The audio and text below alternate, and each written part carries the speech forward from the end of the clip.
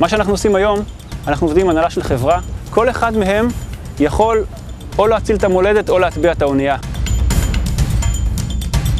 תביאו את עצמכם, את האישיות שלכם, את היכולות שלכם, את המנהיגות שלכם, יש פה המון מקום להשפיע. תרגיל האוקיינוס האדום הוא למעשה משימה שנמשכת על פני יום שלם, שבמהלכו הקבוצה מתמודדת עם משימות לא צפויות, לא שגרתיות, כשהם נמצאים תחת עומס פיזי ומנטלי. זירת הדבקה ממחסן ראשי, שומעים?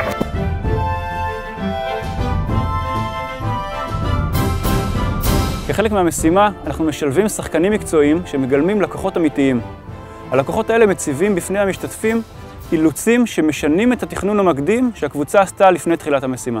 כבר אני כרגע לחוץ על סחורה, רוצה שתביאו לו כל מה שיש לכם בסירה, קיבלתם?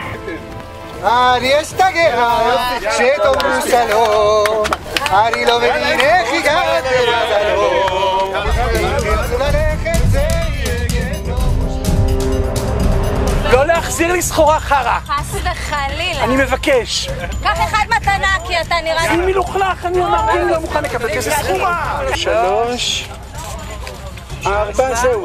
5. התרגיל מותאם במיוחד לקבוצות שפועלות בעולם דינמי, תחרותי ונתון לשינויים. כשהמטרה היא לאמן אותם ולבנות יחד איתם כלים שישמשו אותם בסביבה האמיתית שלהם, בעולם העסקי שבו הם חיים. סגרנו נמל! יאללה למות!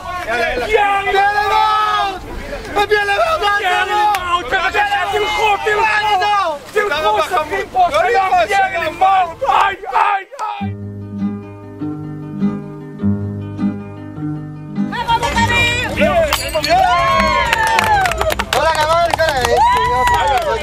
אנחנו עושים את הפעילות בשביל לעזור להם להשתפר מחר, מחרתיים, בעוד שנה.